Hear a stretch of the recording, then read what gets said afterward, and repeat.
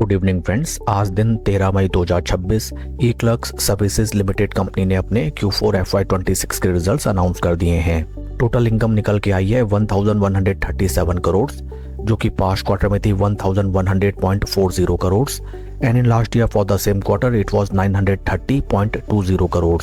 Total income figures में quarter on quarter 3.3% का growth, जबकि वाई ऑन वाई बेसिस 22.23% की ग्रोथ दर्ज की गई है। टोटल एक्सपेंसेस निकल के आए हैं 885.10 करोड़, जो कि पास्ट क्वार्टर में थे 850.28 crore and for last year in same quarter it was 731.44 crore.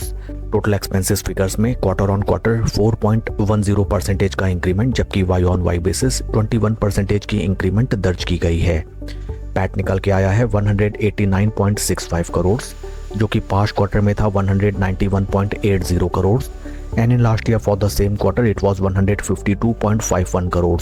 PAT figures में क्वार्टर ऑन क्वार्टर 1.12% का डी ग्रोथ, जबकि वाई ऑन वाई बेसिस 24.36% की ग्रोथ दर्ज की गई है। ईपीएस निकल के आया है 20 रुपये 47 पैसा, जो कि पास्ट क्वार्टर में था 20 रुपये 40 पैसे and in last year for the same quarter it was 16 रुपये 19 पैसे। ओवरऑल अगर हम कंपनी के Q4 रिजल्ट्स को देखें, sequential quarter on quarter basis में कोई उम्दा एंड जबरदस्त क्वार्टर नहीं गया है कंपनी के लिए and other than that Y on Y figures में both sequential quarter on quarter basis top line sales and revenue figures and down line PAT figures में जबरदस्त ग्रोथ दर्ज किया गया है।